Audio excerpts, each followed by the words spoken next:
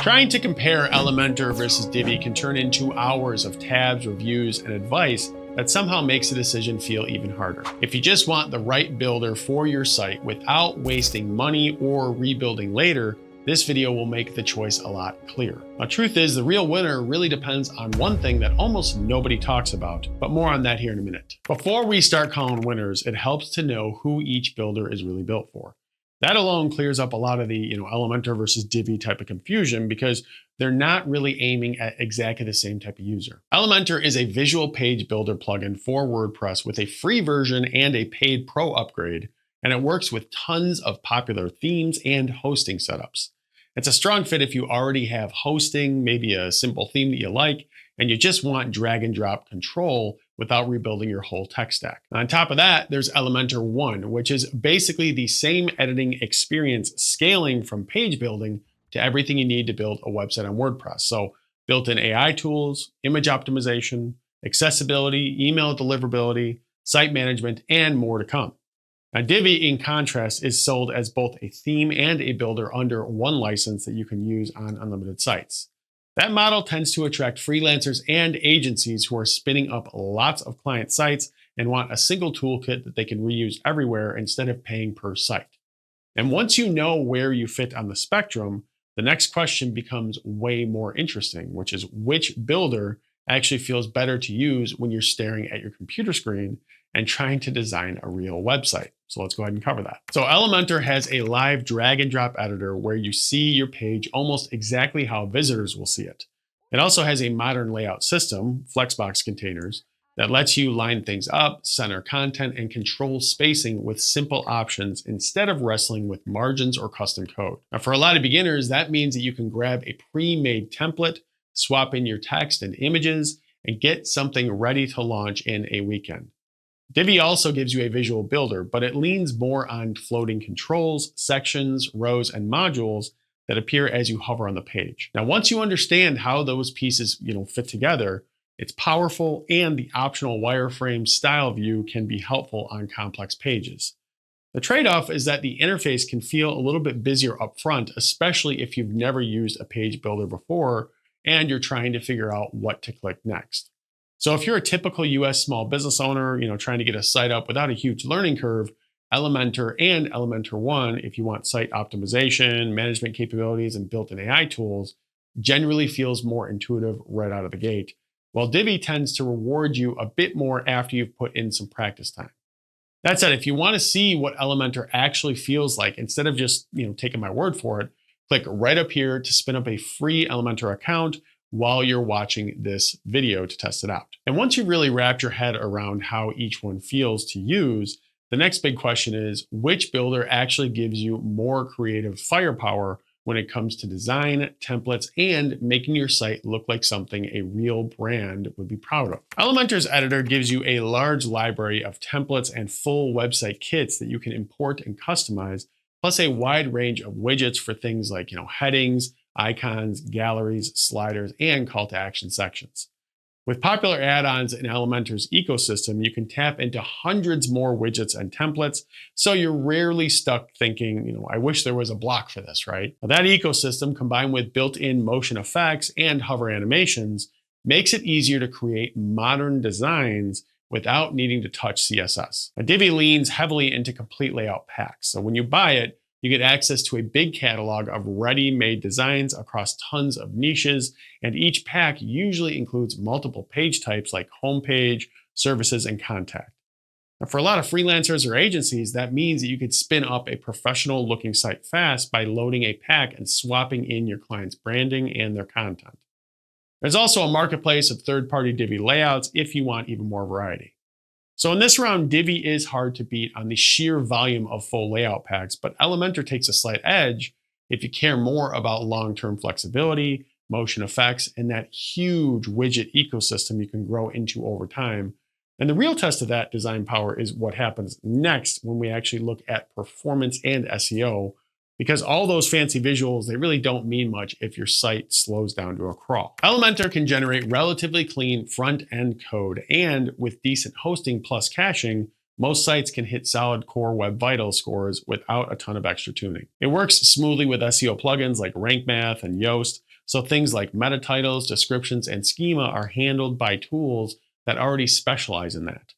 Now, Divi has made big strides in performance over the last few versions, trimming the bloat and adding options like dynamic module loading, so it only loads what a page actually needs. Now, in real-world use, though, Divi sites can still end up being a bit bulkier if you lean heavily on lots of modules, animations, and third-party add-ons, which means that you're more dependent on strong hosting and aggressive caching to keep things snappy. SEO-wise, Divi also works fine with the usual plugins, but some users point out that the extra shortcodes and structure can make long-term cleanup or switching builders much more painful. So if speed and SEO peace of mind are near the top of your list, Elementor usually has a slight edge. And Elementor 1 pushes that even further with tools like the image optimization feature that contributes to improved performance. And once you know your site can load quickly and rank well, the next thing to look at is what each builder actually lets you do in terms of features and ecosystem beyond just dragging blocks around. So let's cover that here. Beyond the Elementor editor's drag and drop page building capabilities, the Pro version also acts as a full theme builder, so you can design headers, footers, blog archives, and single post templates visually instead of editing code. It includes built-in tools like a pop-up builder, form widget, and integrations with popular email marketing and CRM platforms as well, which means you can handle core marketing tasks like, capturing leads and building landing pages without stacking a bunch of extra plugins. Elementor also has a huge ecosystem of third-party add-ons and template kits, so if you ever find yourself thinking, I wish there was a block that did this particular thing, there's a good chance that someone has already built it. Divi takes a more all-in-one inside its own world approach, right? So along with the visual builder, you get strong global design controls for colors and typography and built-in split testing, so you can A/B test different headlines, buttons, or sections right inside the builder without needing a separate testing tool. Divi also plugs into email services and other tools, and there's a healthy marketplace of Divi-specific layouts and extensions, but the philosophy is more about giving you a complete kit under one brand rather than leaning heavily on outside add-ons. So if you're a small business owner who wants modern marketing tools, pop-ups, and tons of ways to extend your site over time, Elementor has the edge here, especially with the option to go all in on Elementor 1 for a more comprehensive solution. But Divi counters with more built-in split testing and tighter global design controls that many agency users love. But the real question is, how much does all of this cost, right? Because that's a really big part of the equation, and pricing and long-term value are huge deals. So let's cover that here next. Elementor has a free version that you can install on your WordPress site, which is usually enough for a simple brochure-style website. So again, if you just want to, test the waters, you can click right up here to try Elementor for free and only upgrade later if you decide that it's actually the right fit for your business. Now, if you outgrow the free plan, Elementor Pro moves to a yearly subscription with plans that scale based on how many sites you actually want to use it on. So a single site owner pays less than someone running multiple websites. Elementor 1 goes further by providing web creators with a more complete solution that includes built-in AI tools, site management, image optimization, accessibility, and email deliverability with the Editor Pro in a single bill. Divi takes almost the opposite approach to pricing though. So instead of charging you per site, it sells access to the Divi theme and the builder, plus other elegant theme products on higher tiers, under a license that you can use on unlimited websites. You can pay yearly or choose a lifetime license that includes ongoing updates and support for unlimited sites. That lifetime unlimited site model makes the effective cost per site very low if you're building lots of client projects and you don't have to keep track of which client is on which plan. So for a typical US small business owner that's running a handful of sites, Elementor's free tier and lower tier Pro or Elementor 1 plans come out on top, even if you're not ready to commit a lot of money up front. Divi hits harder on long-term value if you know that you'll be building lots of sites, especially with that lifetime license, but it's overkill if you're never going to go beyond a handful of projects. And once you've got kind of a sense of how the pricing plays out over a few years, right? The next piece of the puzzle is how well each builder scales and how easy it is to hand these sites off to clients or team members without turning into tech support forever. Elementor is generally easier for regular users to jump back into months later. The interface is straightforward. Most edits happen right on the page, and common changes like, updating hours, swapping images, or, just tweaking headlines are easy to figure out without a developer. If you build sites for clients, you can limit what they see with user roles, keep them mostly inside the editor, and know that Elementor is popular enough that other freelancers will understand it if they ever move on. Elementor 1 simplifies this even more with a single login for everything. Now, Divi scales well for agencies because you can reuse the same theme, builder, and layout packs across unlimited sites, which makes standardizing your process much easier. The trade-off, though, is that the interface can feel a bit more intimidating for non-technical clients, so agencies often lock things down or provide extra training to keep people from accidentally breaking the layouts. Now, in simple terms, Elementor is usually more client-friendly for hands-on business owners, though it does work well for agencies with the Elementor 1 agency plan, while Divi really shines when you're running a more controlled agency-style setup with lots of projects to manage. So in this particular section, I think that we're kind of at a tie, right?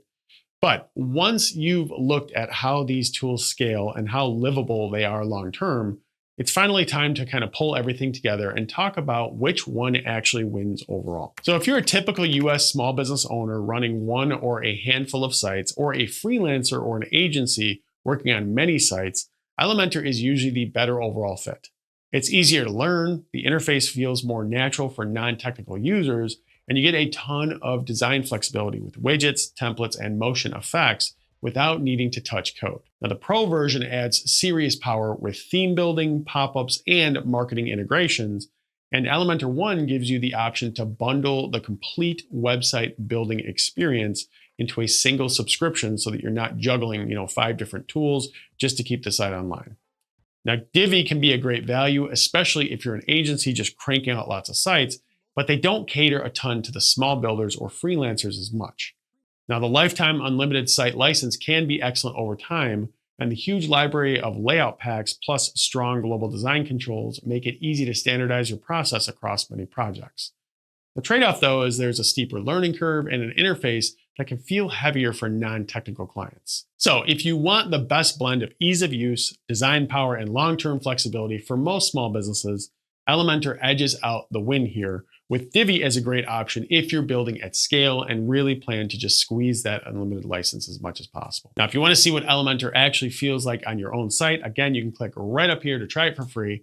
And if you're leaning more towards Divi, I'll leave a link for that down in the description below as well, so that you can compare both and pick what fits best for you.